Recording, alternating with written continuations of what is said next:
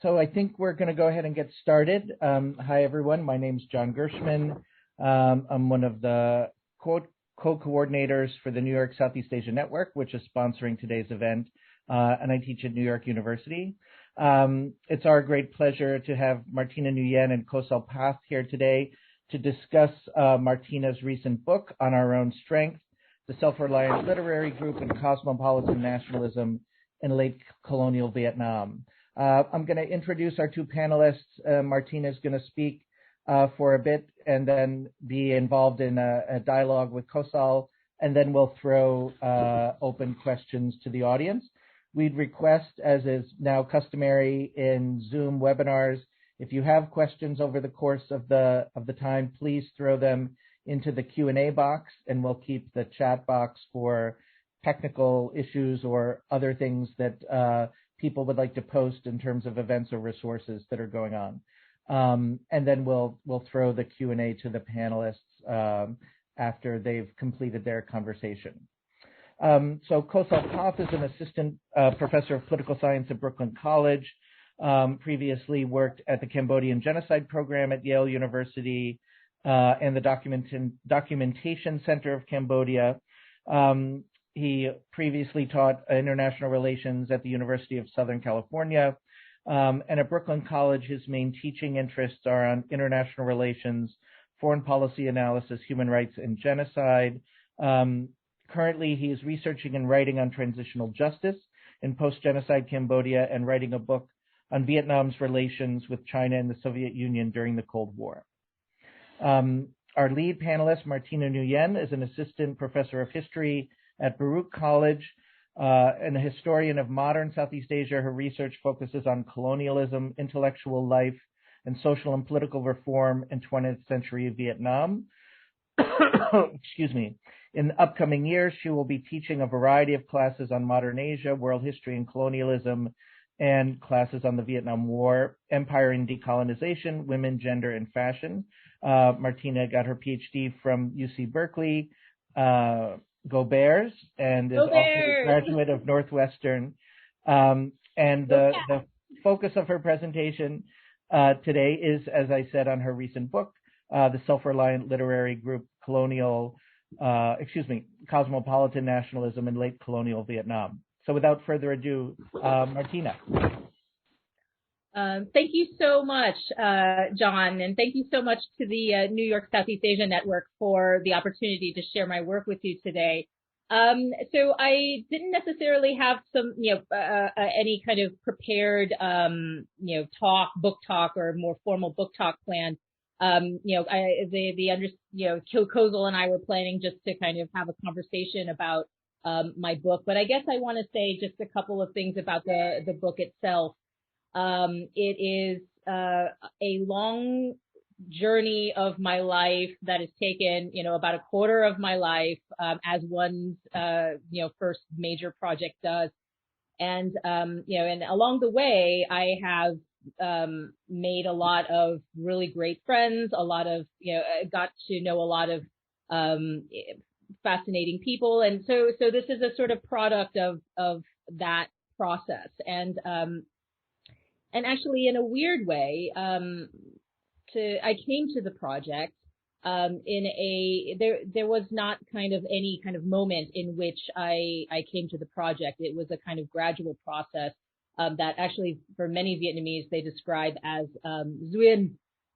So for me, like, this was it was kind of a thing where I was always going to do this project, and it kind of started with my dad, who passed away in April of 2018. And one of my most vivid memories of him was of him reading this incredible poem about a tiger sauntering in the forest. And, this poem had incredible cadence, this, really memorable imagery. And it's, only as an adult, when I started to research the group, that I realized that the poem was written by Te Lu'u, one of the members of the group. And it was his really well-known poem, Nhớ Rừng. And I still remember it today. Ta bước chân lên dõng dạc đường hoàng, lượn tấm thân như sóng cuộn nhịp nhàng. And those, that poem still sticks with me today. But the point that I'm making is that, my arrival at this topic, came to a kind of, it was kind of a gradual one. It was one that started with my dad, ended, an interest in cartoons, ended up with an interest in the Vietnamese national costume, and then, it just sort of emerged. And so, I guess that's how I came to this project. And it's, and now what's next, right? It's now over. The book is done. The project is over. So I'm happy to revisit a lot of those processes and a lot of the research today. Hello, can you hear me? Yep, very good. So it's my honor to have a conversation with Professor Martina Nguyen about this very important book, but published last year. I can relate to the way in which she got to this, writing this book, and similarly, my book on the Third Indochina War published the same year last year. So how I got to the book is quite similar to what Professor Nguyen just described. Is one of us a gradual process and much involved personal interest in the project. So in my case, my personal journey was kind of part of my conception of the book. So I grew up in Cambodia with Vietnamese volunteer troop living underneath my house. So as a kid, I was wondering what's going on here, why the Vietnamese were living under my house and the war was going on in Cambodia, what the Vietnamese were doing. So then gradually I began to work for the Cambodian genocide program at Yale University and got involved in the documentation of the crimes committed by the Khmer Rouge. So along the process came the ideas of, ask this question, so how international politics, became part of what was happening, at my small town, my small town in Cambodia. So the interest got, snowballed over time, and I became more interested in the ideas of doing a research on the causes of the Third Indochina War. So we came in terms of our research experience, our life journey, so we're quite similar in that respect. So without further ado, I want to come back to the book. The Professor Nguyen, could you elaborate a bit more about your in terms of doing the process of doing research in Vietnam, because most of the material that you brought into this book was really original, and I think it's involved deep research, national archives, and the journals in the National Library in Hanoi as well. Could you tell us a bit more about the research process? What are the major challenges of getting those documents and so forth? Right. Well, first of all, congratulations on your book as well, Kosal. I'm looking forward to reading it, and hopefully at some point we can have a conversation about your book. About the process of research, I mean, the research for me was divided between the United States, France, and Vietnam, and a lot of that involved, for me, to collect everything and anything I could possibly find that was either written by or about the Self-Reliant literary group. And in terms of secondary sources, there is absolutely no shortage about the group. There's lots of literary criticism about the group. There's a lot of, everybody writes about their novels. Everybody writes about their short stories, their contributions to poetry, their literary contributions. There's not as much scholarship written about their journalistic activities, political activities in particular. And so for me, it was really about getting the primary sources to be able to talk about this other side of the group that has been hardly written about. So part of that is really, a big project of that is collecting the entire run of the group's newspapers. The newspapers Fanghua and Ngày Nay, which translates to these days and mores. And so going to the libraries in France, the libraries in Saigon and in Hanoi, and just compiling the entire run of that. And actually, a fruit of that research has been made public a couple of years ago. I worked with a number of Vietnamese American intellectuals. A number of them are descendants of the Self-Reliant literary group. For example, Thay Lu's daughter-in-law, she's the widow of Thay Lu's son, as well as the son of Nguyen and Kosal, who is the designer of the designer of the Áo Dài. So they basically made the entire collection that I had procured public on. You can find it online. It's available at a number of Vietnamese universities. And so that was the big part of the research. And of course, along with that, I supplemented that with archival documents about press laws, about censorship, a lot of the, for example, especially in the group's later political years, when they were involved in politics, there was a lot of archival information about the group's political activities in regards to the League of Light, right, the philanthropical organization that the group founded. A lot of information about the group's activities with, for example, the Commission Guerre Nue, right, the inquest by the, during the Popular Front about the desires and the wants of the colonized peoples.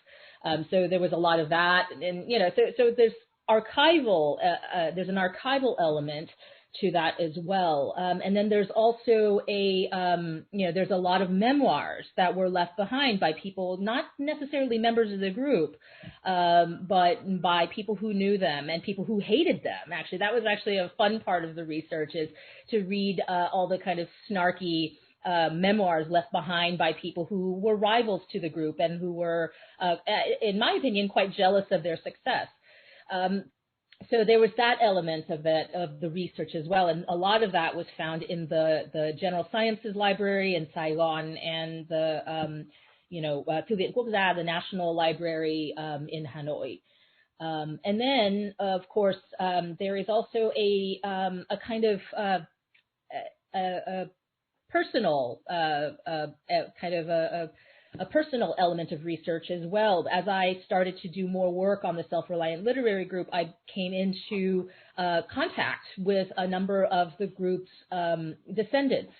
And so, as a process of that, I was able to interview them. They opened their family archives to me, fed me, and became, kind of friends as well as interview subjects. So, a number of them is, I met, for example, the son, like the first person I met was the son of Nguyen and Kosal, who is the designer. And he, a number of the images available in the book is from his family archive. And I also met the daughter-in-law of Thay Lu, who actually, who actually really spearheaded this, the project of making the newspapers available as a kind of cultural, cultural treasure, right, to be studied and to be looked at. And of course, very recently, I came into contact with the son of Nhiet Linh, so the youngest son of Nhiet Linh, who is a writer in his own right, and but does a lot of work on his father's legacy. He lives in Seattle, so we've been in contact, and so that's the sort of process of research, that and the sort of sources that I used for this. And before I stop, what I want to sort of emphasize is that, like I said before, there is no shortage of secondary sources about the group. But the secondary sources, like I said, were all literary criticism. Basically, what that does is it paints the picture of the group as writers, as literary writers. And because they're quote unquote literary writers and they're labeled as bourgeois romantic writers, therefore they couldn't possibly be political, or that their politics are somehow, not the correct politics. And so I guess the aim for me in finding the group's entire newspaper and all of this other archival materials is that I wanted to read everything that they wrote that wasn't literature. So because, that is where their true political, and of course, obviously, I'm not separating their literature with their politics either, right? I mean, the book argues that their literature and their politics go hand in hand, and that by focusing just on their literature, that paints a very kind of distorted view of who they are. And we need to read both the literature and the journalism to get a sense of what these guys were about and the contributions not only that they made in literary life and cultural life, but also in politics. Thank you. An obvious related question is, could you talk about situate your work in the historiographies of Vietnamese histories in the second half of the 1930s, the interwar period, and obviously one of the major points in this book is it contributes to not just trying to a full kind of provide a full and detailed story of this group, Cosmopolitan nationalists, but also to serve as a correction to a sort of Marxist historian narrative of modern Vietnam. Could you speak about that? Yes, the book. I wanted to have a number of conversations with this book. There were a number of conversations that I wanted to have about the book, and yes, the conversation with kind of the traditional Vietnamese Marxist historiography is one of them. Another conversation that I wanted to have was about this idea of the end of empire and decolonization. And that's linked to this other question of Marxist historiography as well. So the Marxist historiography in Vietnam up until, it's changing quite a bit now in the past kind of 10, 15 years. But up until this point, the Marxist historiography has basically, said that the group were bourgeois, they are, romanticists, therefore decadent, and they espoused a kind of counter-revolutionary politics, right? That and a lot of this has to do with what happened to Nguyen and Kosal at the end of his at the end of the group's time, right? So Nguyen and Kosal, the head of the group, goes on to revive the Vietnamese Nationalist Party. He goes on to basically become the first Minister of Foreign Affairs of an independent Vietnam. So he joins Ho Chi Minh's revolutionary government as the non-communist, part of this non-communist, this coalition. And of course, in a couple of years, he is outmaneuvered, and then he flees to China and is labeled a counter-revolutionary, a traitor to the nation. And so this is what begins the group's kind of being tagged, right, as this kind of, right-wing, counter-revolutionary, bourgeois romantic light. And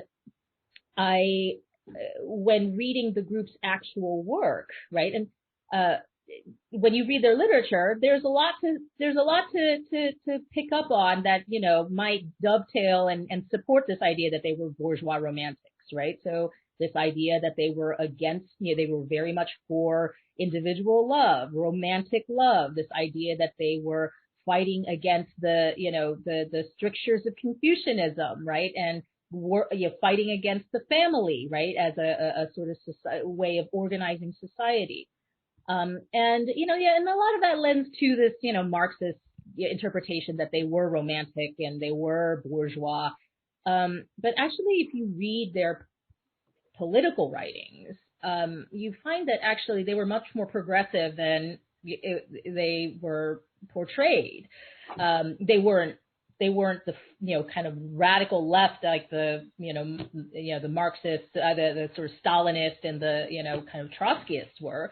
But these guys actually, I argue in the book that they were what we call your kind of social democrats, right? So mainstream center left, kind of they were sympathetic to the Socialist Party. They were admirers of Jean Jaurès, who is the founder of the French Socialist Party.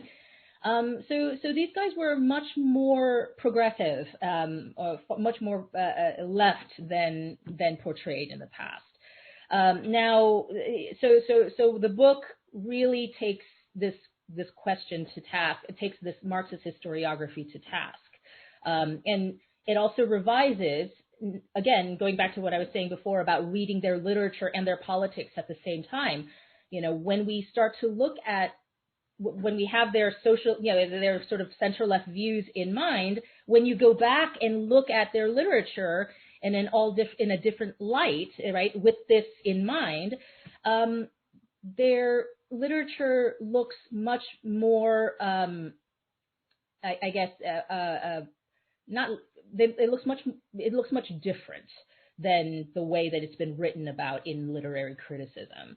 For example, because the group were kind of center left, they had this, they believed that actually, the family was an economic unit. It wasn't just a social unit. It wasn't just a cultural unit. For them, so if you look at it in that light, the group's attacks in their literature is basically an attack on the mode of production. You read the literature in a different light.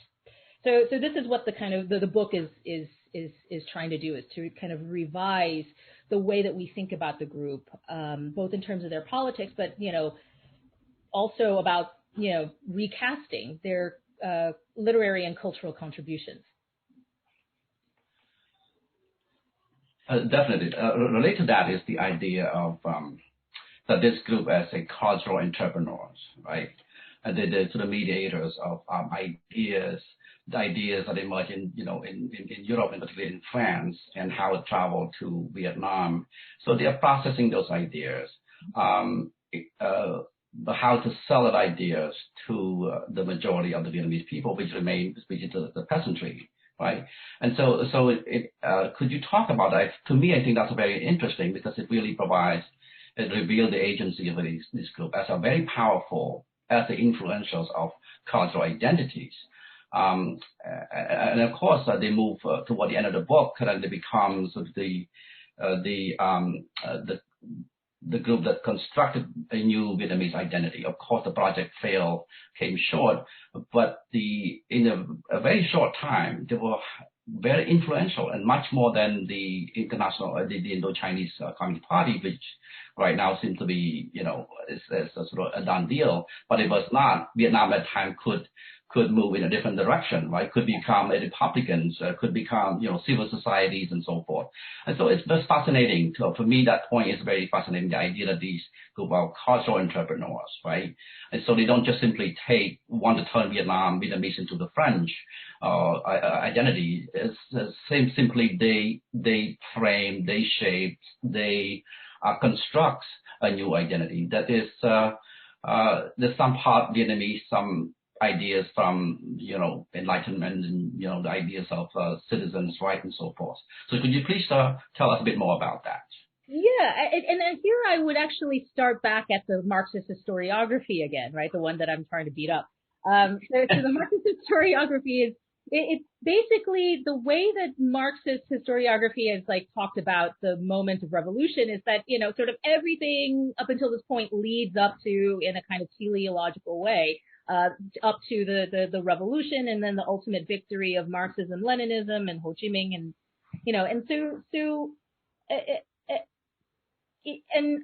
and of course for this Marxist historiography, everything has to go down the path of Machiavellian anti-colonial struggle, right? I mean, for these guys, you were either, if you didn't struggle violently, if you weren't for violent struggle against the French, then, you know, you're not a nationalist, you're not a revolutionary, right? And so basically what, you know, what I uncover in this book is, you know what, there were other ways of thinking about decolonization. There was other ways of thinking about Vietnamese nationalism, right? So nationalism, what was interesting about the group, and this is what the Marxist historiography really criticizes the group for, is that they said that actually their nationalism, you know, didn't go hand in hand with anti-colonial struggle. You know, they're saying, oh yeah, these guys probably, you know, love their country, but, you know, they didn't really pick up arms and fight against the French, you know, and like I said before, not all nationalist paths had to go through anti-colonial struggle. And I guess what my book does is kind of decouple that, you know, and so for the group, you know, the part of the criticism of this historiography, the Marxist historiography, is that the group failed because they weren't able to mobilize the masses, right? So that's the argument. It's like, well, you know, they're the peasant masses. The group failed to mobilize them and to bring them together into a coherent mass movement. And actually, what I found in the book is that, well, actually, the group did have ways to mobilize the masses. They weren't just this kind of like, they weren't like the kind of Marxist sleeper cells that tried to, you know, the group actually thought about, you know, mass mobilization through a language of materialism. And so basically for the group, it wasn't about mobilizing the masses to fight against the French. The end goal for the group was the creation of civil society. Right, so the creation of what I call proto-citizens that will become the new citizens of a Vietnamese nation when Vietnam decides to become independent. So for the group basically said, listen, Vietnam isn't ready for independence yet. We still need capitalist development. There are still, you know, processes that need to go through before we can become an independent nation state, autonomous nation state. But until we get there, our work is to build a civil society of people who will become citizens when the moment of decolonization happens. So how do they do that? Well, they do that by mobilizing everyday objects, the things that people engage with on an everyday basis. Everything from by manipulating material space, for example, by changing the way the space in which people lived. They changed the clothes that people wore, changed the books that they read, changed the newspaper, changed the cartoons that they laughed at. So basically, for the group, the mobilization was about. It was not conscious. It was this kind of, you know, it was about this idea of building a subjectivity, building a political subjectivity. And so that was what their messaging was about, right? The changing material goods can change attitudes, belief systems, cultural values. And so this is what I mean when I talk about, you know, when you were talking about cultural entrepreneurship. The group were, you know, very much in the belief that, you know, you can do this, right, through, you know, for example, you know, Lemire Nguyen did it through a business, right? The group did it through a publishing venture. So part of it was about this kind of mobilization of a number of people. Now, whether or not that works, that's a whole other consideration, right? And who they mobilize is another consideration. But, you know, I would counter that and said that actually, the group was incredibly popular at that moment in time, and not just popular with. They were popular with the base of support of the Communist Party at the time, which was the petty bourgeois, urban petty bourgeois class, right? So you know, this is so that's the sort of argument that I make in the book, is that basically, in order for the Communist Party to succeed, they had to position themselves vis-a-vis the group in the moment of like 1936 to about into 1940. Right. Well, thank you. There's another point too, adding to that, is that you talk about the other concepts that this, or the ideas that this group embraced quite effectively, and that is the concept of hybridity and presentism. You talk about materialism, but how about presentism? I think that's where the hybridity comes in. Yeah. Yeah, the group had this, I mean, in the epigraph of the book, I found this quote to be incredibly illuminating about the group. Not just the group, but it's a quote by a literary critic by the name of Thanh Lãng, who was a Roman Catholic priest writing in the 1960s, right, into the 70s during the Vietnam War, writing about the interwar period. And he was actually a very good friend at Nhiet Linh, and at Nhiet Linh's funeral, after he committed suicide, he gave a very touching and moving, eulogy for his friend. But this quote really strikes me as being, and speaks to what you're talking about. And if I could read it here, please. It is. The collective psychology of the interwar writers was a suspicion of all traditional values, all foundations of society, all regimes of politics. Their tendency was to reestablish everything, and to start with the premise that man was an animal. So basically for these guys, there was a real sense of building everything from the ground up. And so for them, what do you start with? You start with materialism.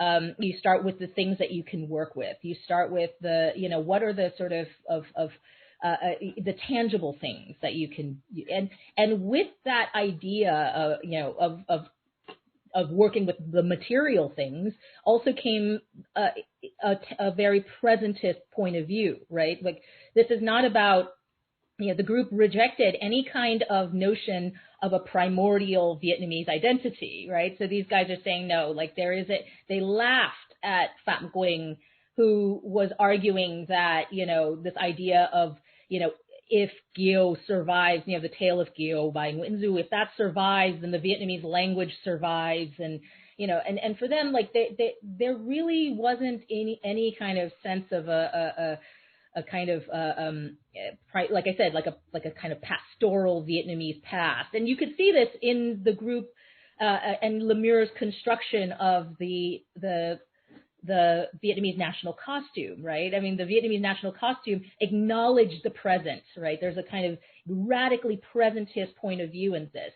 They said, what is Vietnamese culture? It is a conglomeration, a hybrid of French influences, Chinese influences, and local influences. And so they basically said, listen, this is a visual manifestation of what Vietnamese culture is. And people hated it. People hated it because they wanted this kind of primordial, their criticism of it was it wasn't Vietnamese enough. It didn't express a kind of Vietnameseness that was somehow removed from the present. And so for the group, there was this presentist, this emphasis on where, we're focusing on the present. It was the same way in their journalism. Their journalism was about this like presentist realism. What are the warts in our society? Let's look at them. What are the problems? That's why they even named their second newspaper Ngày Nay, right? These days. We're not talking about yesterday. We're talking about these days, the contemporary society in which we live. And actually that shift in focus was incredibly popular, and it made them incredibly popular, because up until this point, there was a lot of newspapers that were talking about how Phong Hoa Suy Doi, which means mores and customs are now being decayed, like this language of like decadence and decline, right? But the group they eschewed all of that and said, no, we're just going to look at the moment in which we live. And so that, I think, that there's an incredibly, I guess, modernist way of looking at things and society. Beyond that, it seemed to me that you portray this group as revolutionary in their own right, in the sense that they begin the revolution in the mind of the people, not with the barrels of the guns, right? And I'm fascinated by the story about how they humanized the peasantry, right, through cartoons. In a way, they're kind of bringing the peasantry into the fold of this new idea of political culture, new Vietnamese identity, but they did it in such a way to kind of not demonizing, but humanizing the peasantry, and getting to think in terms of modern ideas, right, about citizens' rights, about being, living in a clean house, going back to materialism again. So could you speak a bit more about that? Yeah, and going back to my previous comment about how the criticism about the group was that they weren't able to traverse, right, this gulf between the urban educated elite and the peasantry. It's not for a lack of trying, right? I mean, and of course, like I said, Marxist historiography has painted this group as, they disdain, and actually, to be fair, a lot of Western language, scholarship about the group kind of recycles and unwittingly replicate these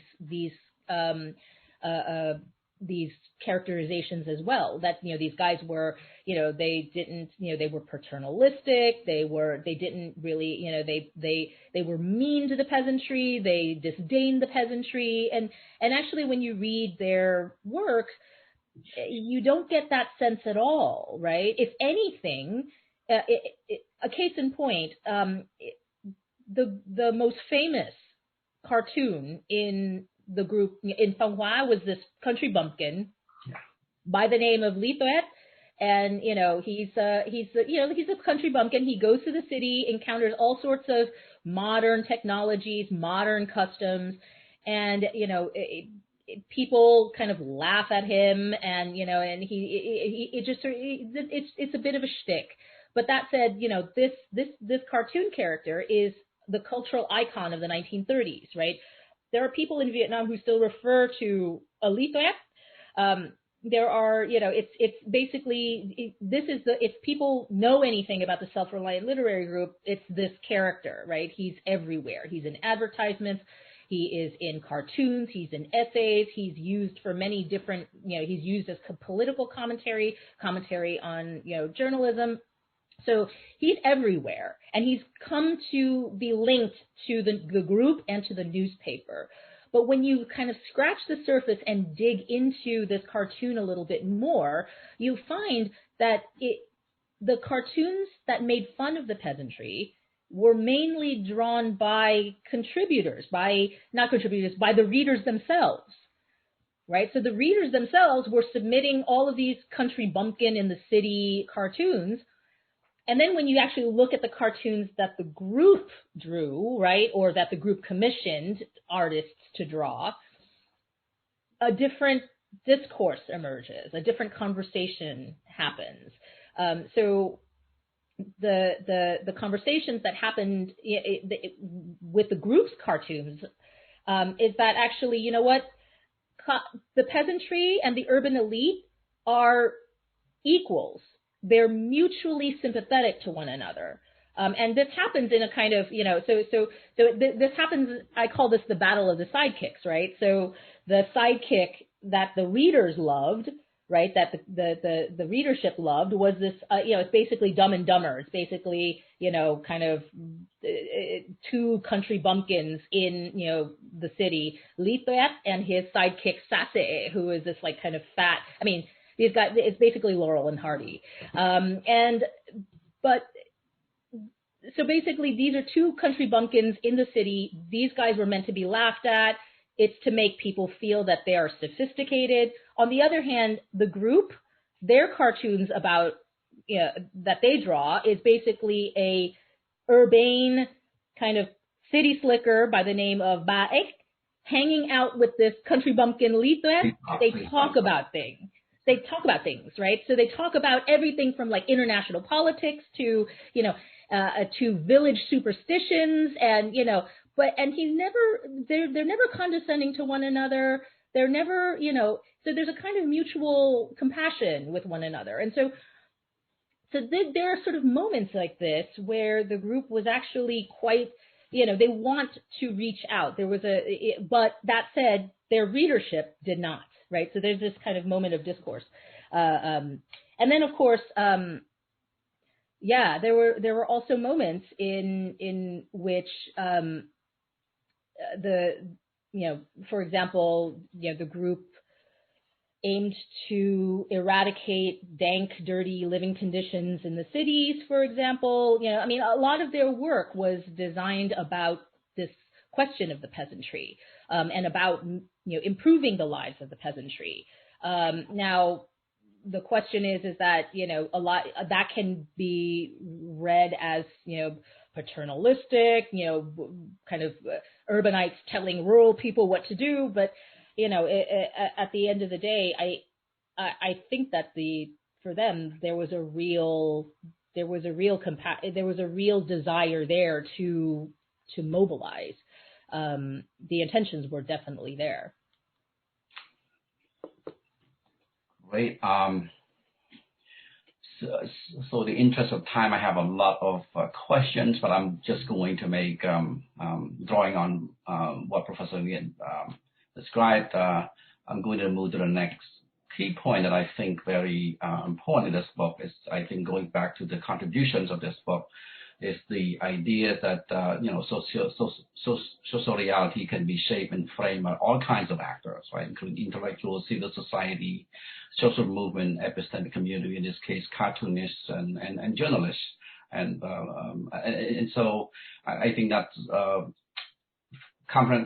from where I come from, the field of social constructivism and so forth, that the idea that national identity is socially constructed. The construction of Vietnamese national identity in the 1930s does not limit its analytical focus to just state actors or the political, but also to the cultural and social actors. And so this comes to my thinking about where this book would contribute into the debate between in the theories of national identity and nationalism. And so vivid readers of theory of national identity and nationalism would be about this debate between ethno-symbolism and the modernist theories of national identity, right? So belief in the constructed natures of national identity is central to the invention tradition or modernist school in the study of national identity and nationalism. So modernists, including Els Gellner, Eric Hobsbawm, and John Ruile, among others, put the emphasis on the state and the political, right? The modernity can speak the nation and change national identity in a fundamental way. It's sort of elite political actors driven national identity. Of course, Anthony Smith came in the middle grounds between the primordialists and modernists. And he argued that the modernist perspective failed to recognize that a vivid sense of common ethnicity and a non-aggressive national sentiment are necessary precursor to fuller nationhood. Mm-hmm. These include civic, legal, political dimension as well. Mm-hmm. Smith also criticized the modernists for activist conception of nation formation. It places too much emphasis on political, especially state action, mm-hmm. and not enough on the cultural other non-political actor. And your book did just that, to show the cultural and social fabric of nation building. Smith went further in arguing that a basis of shared ethnicity or culture, which is the prerequisite for nation building, requires historical memory, myth of shared origins, language, religion, and other components, all of which emerge beyond the political spheres of state. He also emphasized that the development of a shared culture requires long periods of time. Mm-hmm. This group seemed to be the modernizers, right? They want to shorten the time span in terms of molding a new political culture, a new Vietnamese national identity based on this idea of hybridity, right, that you just described. So rather than utilizing the notions of invention or tradition or imaginations, Smith argue that we should think in terms of reinterpretation or reconstructions of nation. And that's what I think this group is trying to do, reinterpreting and reconstructing the Vietnamese national identity by drawing ideas from republicanism, enlightenment in the West, in France, colonial France in this case, and also how to make it speak, related to the language that people can understand in a country that tends to remain the majority, right? So the book showed to me that national identity involves a deeper, more complex, and more slowing phenomenon. Identities, whether national or individual, do not shift within a short span of time. Such shifts emerge from drawn-out processes, both internal, and in this case, the urban elites and the peasantry that you described, and external, the ideas that emerge in the West, liberal republicanism, citizen rights, labor rights, and so on. So my question is this, the final question to Professor Nguyen is, where do you locate your account in this theoretical debate between sort of the modernists and the proponent of ethno-symbolism of national identities? Yeah, I guess I never meant to have a as I said earlier, I never meant to kind of have a conversation or weigh into this sort of theoretical debate between, I don't know, Gellner, Smith, and somewhere in there, Benedict Anderson, and, and that said, anybody who has, had any kind of education in Southeast Asian studies has read Benedict Anderson like up, down, and sideways, right? But and of course, a lot of the things that I talk about in the book are very much inspired by Anderson, and especially the idea of print capitalism and a lot of the observations that he makes in imagined communities. But I never sort of meant to kind of weigh into this like larger theoretical debate. I mean, I think that's also a product of my area studies training, right? That, I'm more interested in the context rather than the sort of theoretical question. But that said, I mean, I think to kind of answer your question, there is, I would have to say, it would be somewhere kind of in between Smith and Anderson, in the sense that the group were, I mean, because at the end of I would actually say that what the group claims are matters, right? It's not just about me coming in and like reading it and then saying this is where they fall, but the claims that the group actually make themselves, right? In the construction of Vietnamese national identity matters. And so what were they claiming? Well, they were claiming that the Vietnamese nation is something that they are actively constructing. So in a certain sense, they themselves claim themselves to be modernists. And in fact, they are, their claims to modernism go beyond those of their compatriots, right? When we look at the debates I talked about before over the Vietnamese national costume, the acknowledgement that Vietnamese culture is a hybrid of all these different foreign influences and local influences, that is a pretty radical modernist claim. And for the group themselves, but that said, there are elements of the group's nationalist project that very much dovetail with Smith's formulation, right? I mean, for Smith and the ethno-symbolists, the idea is that you can't just create nationalism from the ground up. There needs to be some raw materials and commonalities that they use to build this identity of the nation upon, right? I mean, for Smith, it's like notions of, I don't know, common ancestry, idea of a homeland, certain kind of cultural, and of course the group that does this, they draw upon the Vietnamese language to be the fundamental, I mean, when we talk about their literary contributions, that is, language nationalism. the use of the vernacular Vietnamese to create a national, and rejection of Chinese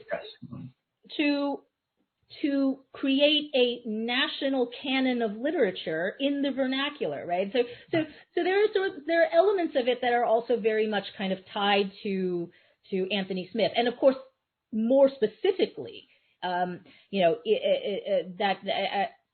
ties the group to Smith's idea is the idea of the ethnicity, right? I think about this now after the book is done than before, but the Vietnamese national identity that the group advances is one that is based on the ethnic Vietnamese, right? This is a Kinh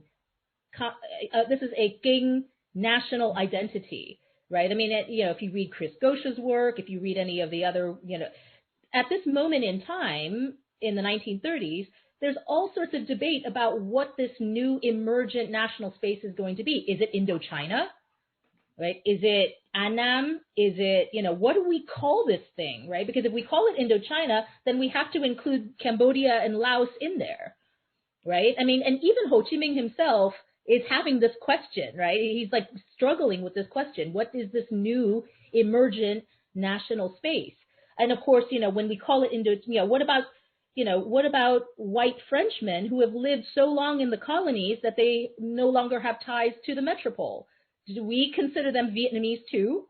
There are all these kinds of questions that are being thrown about who to include and what to exclude.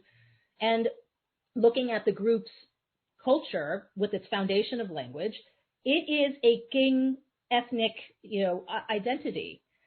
So in that case, that it speaks to Smith's idea of the ethne, right? The idea of the sort of common ancestry. But this is a long-winded answer, and but I would say somewhere in between Anderson and Smith, but also really listen to what these guys are actually claiming as well. And they are claiming themselves to be radically modernist in their construction of the nation. Great. So I think I have time for one more question. Could you reflect on, fast forwarding to the present, right? So presentism and militarism is back in full swing. If you look at the young Vietnamese, what's going on in Vietnam, anybody travel to Vietnam, you can see these two elements there. It's just the elephant in the room. So what do you think of the challenges for the Vietnamese Communist Party going forward? I mean, if any lesson from this period, what would that be? Could you reflect on that? This sort of questions of presentism and materialism that is, I think, prevailing in modern Vietnam. I mean, right now. Yeah, I mean, I would. I don't have any advice for the Vietnamese Communist Party,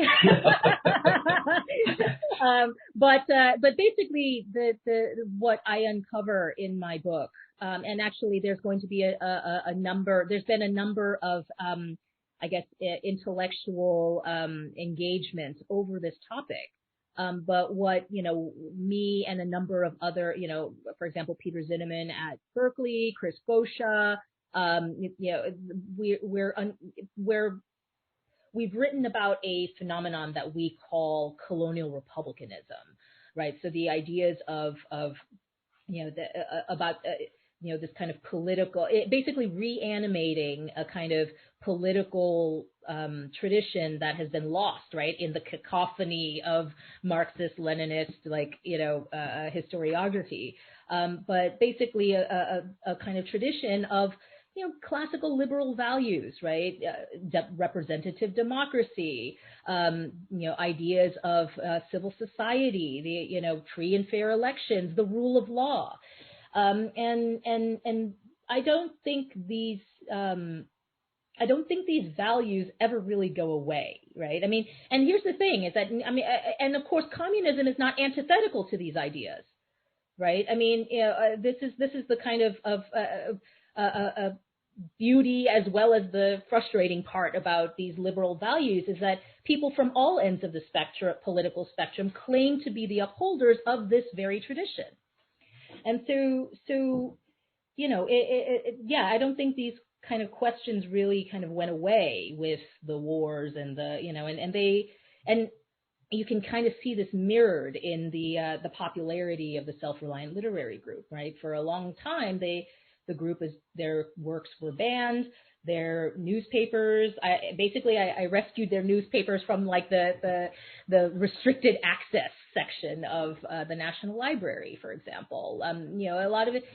But that said, in the kind of the group seemed to be most popular in moments of the greatest international engagement, all right, and in moments of the greatest sort of, I guess, liberalization. The groups now, now for example, the group is now, street names are named after them, right? The group's country home in Cẩm in Hải province is like it's called a Lang Văn Hóa, and they host like, conferences and tours and stuff like that. And so the group, like, but the group is sort of emblematic of this kind of underthread of I guess liberal politics that doesn't really go away. It's always there. And now we're starting to acknowledge it more openly in academia, for example. So in the next year or two, next year there's going to be an edited volume on colonial Republican on the Republican project in Vietnam that's edited by Tường Vũ at Oregon and Nguyen at Connecticut. And I have a piece in there about the group's colonial Republican ideology. So yeah, I don't dare to venture any advice for the Communist Party, but I do say that these discourses are always flying under the radar, if not over the radar. Appreciate that very much. I think with that, we have time for Q&A for 30 minutes. So I'm going to pass the floor to John. John, please take it. Thanks so much, Kosal. So Martina, the first question we have is from Eric Harms, actually, and responding to something that came earlier on in your presentation. So speaking of everything that wasn't literature, he's curious about the Art Deco element in the cover of the book. Is there a story to tell about Tulloch Van Doon and Art Deco and architecture? Oh, yes. That's all of chapter 6, Eric. Hi, Eric. So it's all that story. The story of Art Deco and architecture is all in chapter 6. Art Deco, less Art Deco, more architecture. And part of the group's project is the idea that, as I said before, of materialism, by manipulating material space, right, the built environment, you can transform how people live, transform how people believe in their value systems.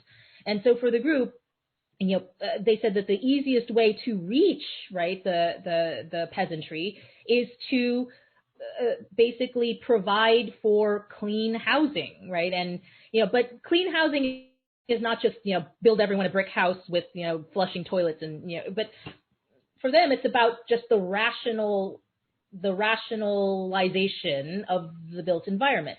For example, you don't have the toilet downwind from your kitchen, right?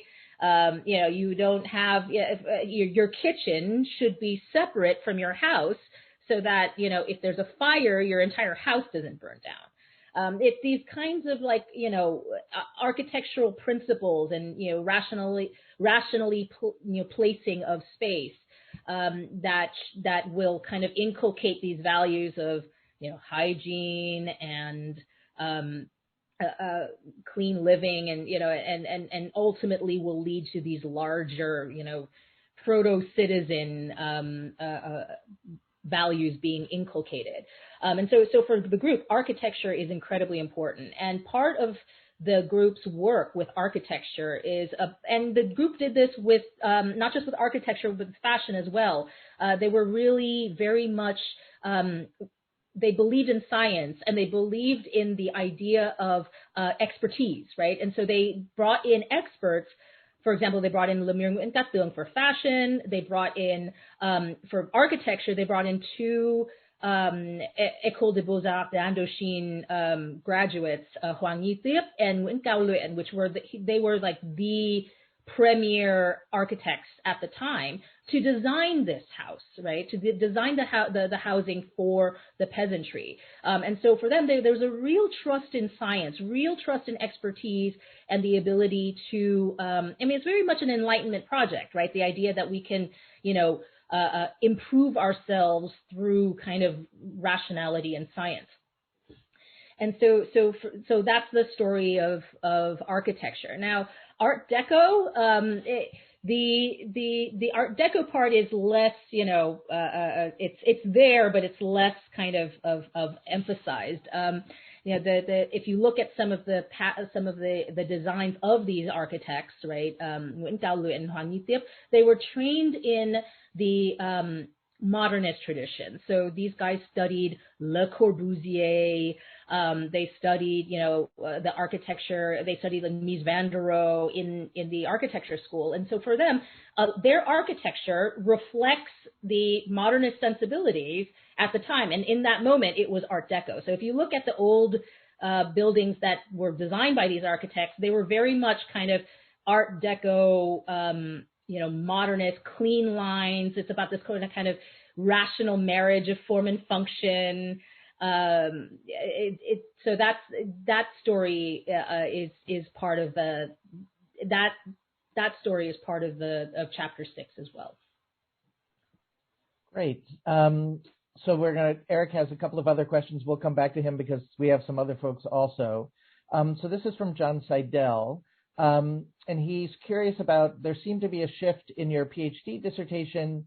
You talk about the Self-Reliant literary group in terms of colonial modernism, whereas in your book, you talk about cosmopolitan nationalism. So could you maybe drill down a little bit more on what you mean by cosmopolitan nationalism and how we understand it, not only with respect to kind of official nationalism, but the other subaltern kind of traditions, organizations that may have been overshadowed or subordinated by the Communist Party.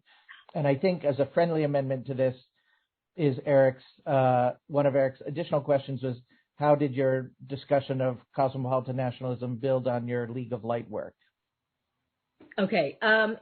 So thanks for your question, John. And I am incredibly honored that there are people who actually read my dissertation and my book at the same as well. So I'm really chuffed about that.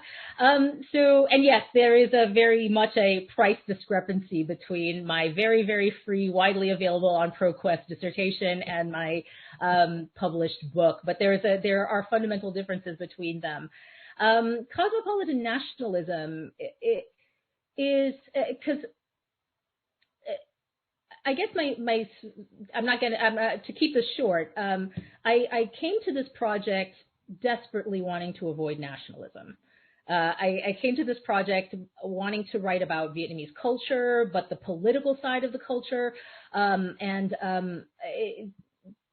desperately wanted to kind of steer clear of, the Vietnamese history field is, we're obsessed with revolution, nationalism, nation building as well. Everything kind of explains the impending revolution and the impending Vietnam War. And so there was a part of me early on in grad school who wanted to avoid that by writing about culture. And I, finished my dissertation, but actually when it came time to revise with a fresh pair of eyes, some distance between me and the dissertation, I realized that, this is a story about nationalism. You can't avoid that. One of the advice I got from a colleague of mine while I was revising is because I had trouble. I wanted desperately to avoid nationalism. And she said to me, what do the sources say? Go back to the sources. And what do they say? Well, in the case of the group's newspapers and the sources that I read, it was a story about nationalism.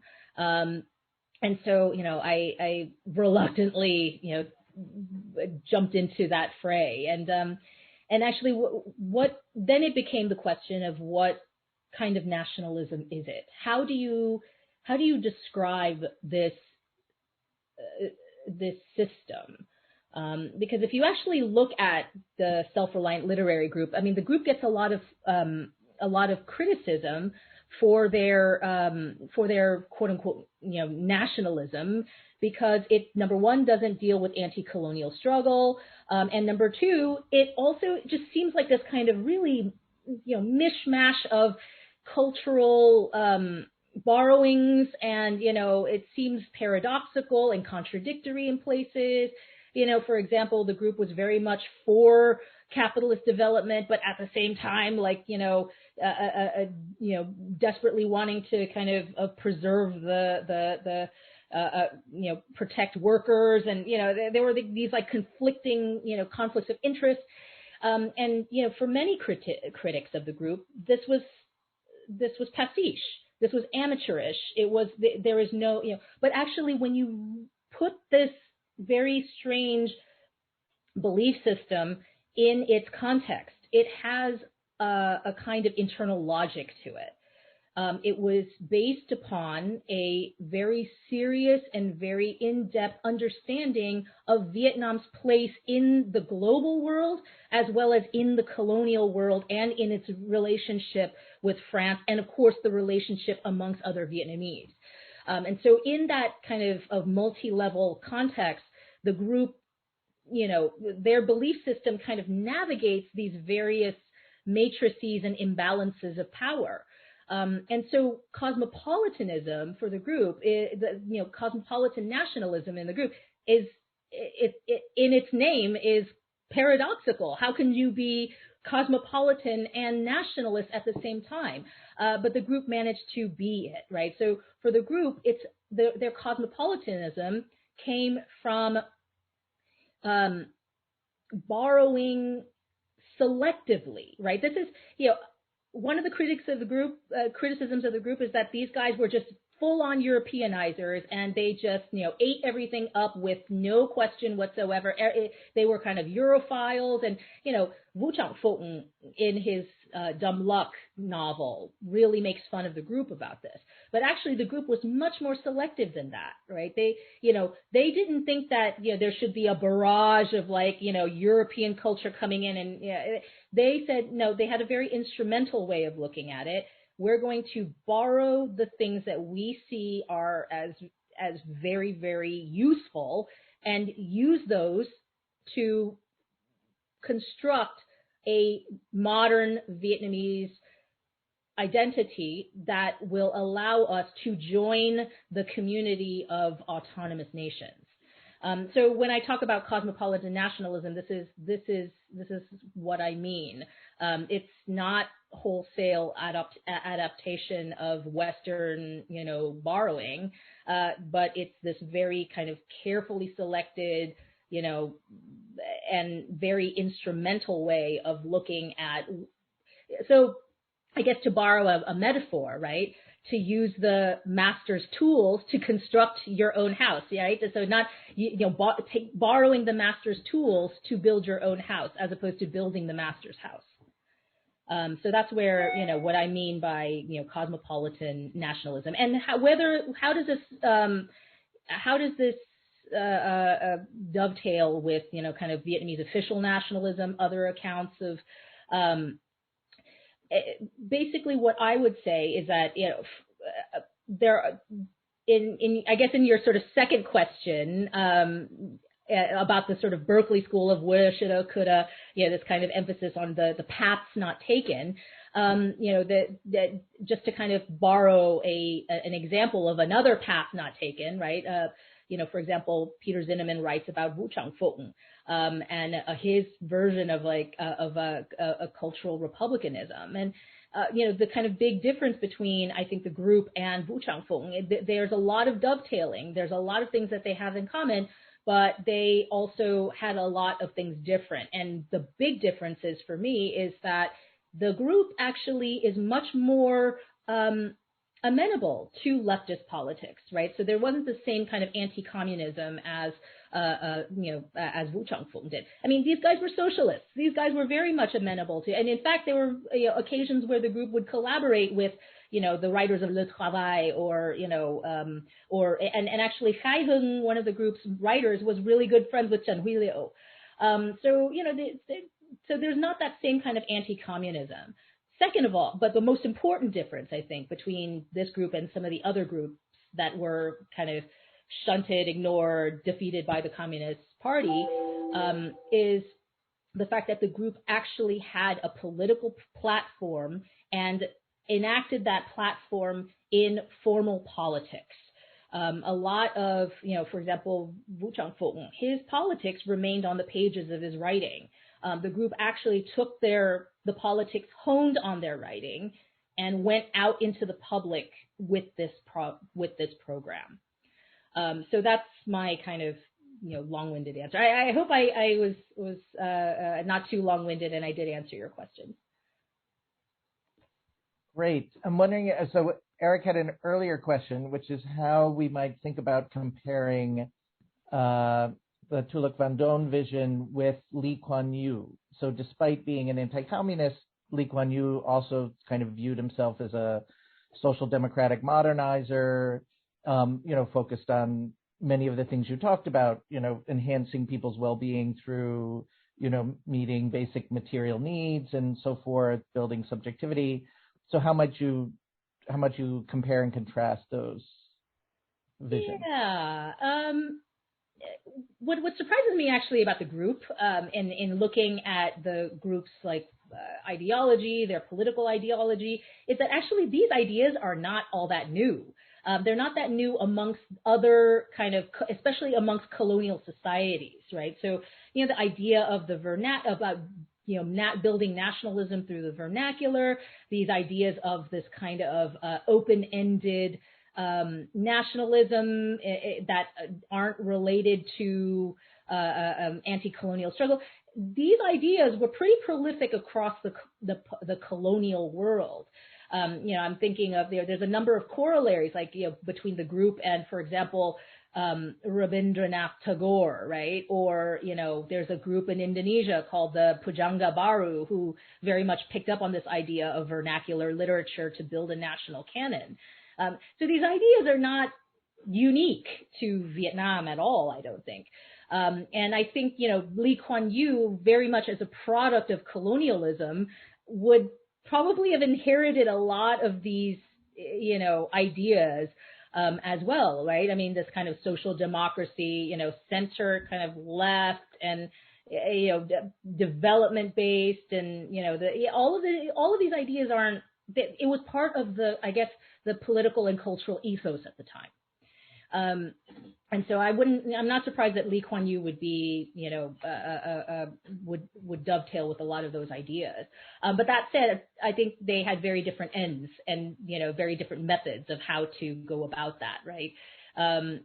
For example, Lee Kuan Yew, I think for him, economic development is often used as, especially when you think about the Asian values debate, his views was all about social control, right? If you keep people rich, you keep people, materially wealthy, then there's less likely a sense of political dissent.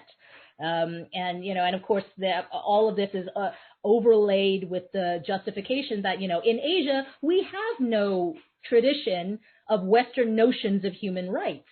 Right. And so the group is actually saying very different things, in the sense that they're saying, yes, we need capitalist development, but simultaneously, this is not about squashing political dissent, but this is about emancipation. Right. This is about emancipating Vietnamese from the strictures of colonialism and to join the international community. And okay, they might say that, yeah, we might not have had a history of human rights or, liberal values, but that is exactly what we want to establish in Vietnam, and, not, justify our lack of, our kind of police state by saying that tradition doesn't exist. Great. So we had moving in a slightly different direction. Vinh Nguyen has a question about could you talk a little bit about the sexual politics of the time and the group's role in anti-Confucian women's liberation as a metaphor for national liberation? And to talk perhaps a little bit about, given the lack of women members of the group, is there some type of a male paternalism in using women's liberation in effect as an instrument for what were male political concerns or goals? Yes, and hi Engving, how are you doing? So good to see you virtually. This is actually my biggest critique of the group, my biggest critique of the group is over their issue of over their gender politics, and it is exactly, and I kind of have like had an evolution on this, right? Especially in regards to the group's fashion reforms, and in particular, I take issue with the group's gender politics in my chapter on the Aozai, right? The Alamur, the fashion reforms. Basically, the group. This is also my critique of this idea of cosmopolitan nationalism, right? I mean, this very instrumental borrowing of, Western, aspects of foreign culture, using them to fashion an idea of Vietnamese national identity. My critique of the group is that they also brought in Western paternalistic, patriarchal norms of beauty and implemented that and used that as part of the tools to build their house, right? And so what you see in the group's fashion reforms is essentially men telling women what to do, men telling women how to look, men telling women what to wear, and of course all of this is couched in the language of health and in the language of personal emancipation.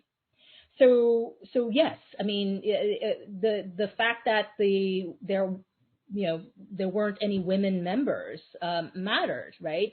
And there is a very much a sense of and there really was a sense of men fashioning women. And how did they fashion women? They fashioned women not for their own self-actualization, but for their service as wives and mothers to the modern Vietnamese man. So, Vietnamese men are modern, and so thus they must have modern wives and modern mothers, right? And so that, and how do we fashion them to become that? In the group's discussion of, Vietnamese fashion, there was very little discussion of the quote unquote modern woman, right? The idea of that this was a kind of debate that was happening in the 1920s that people of all intellectual stripes weighed into. But the group actually stayed away from that and focused mainly on a woman's, the idea was not that a woman would, remain single and, she was always going to be married and she was always going to be a mother. So I am very critical of the group, and I think it's a failure of the group's own political project in that regard. I'm going to take the opportunity as a moderator's prerogative, unless Kosal, you have another question that you would like to throw in as we come to the end here. But I'm wondering if you could talk a little bit about the kind of the collapse and the end of the group a little bit more, and the kind of reflecting on that is what if anything you think it reveals about the nature of the group itself, as you talk first with the militarization as a result of the war, and then kind of the growing power of the Viet Minh, and elsewhere you see this fragmentation and then kind of very different pathways for members of the group. And so I'm wondering how you kind of understand that in terms of the trajectory of that, in terms of going off in very different directions, including effectively aligning themselves with a movement that had been an explicit target of criticism. Is it just kind of the accommodations one makes to power, or how do you kind of understand those dynamics? I want to add to that, because in the end, in the epilogue, so the group actually divided, and some joined the communists. So and so I would just want to throw that. So is it that they fail in this project? They try to sort of do it at a nationwide, inculcating new national identity, but they fail in terms of forging a unity among themselves. And then, it's a tragic end to the story, right? So they die violently. I mean, they were killed, arrested, and some joined the communists. So that's really the fitism in the end, in a way. Yeah, and this is a kind of story that I reflect upon in the epilogue. But basically, the end of the group, I would say there's a number of factors that caused the end of the group, and I argue this in the book. Obviously, the war, right? I mean, the sort of radicalization, the exigencies of fighting a global war, the looming kind of entrance of the looming influence of Japan in the region.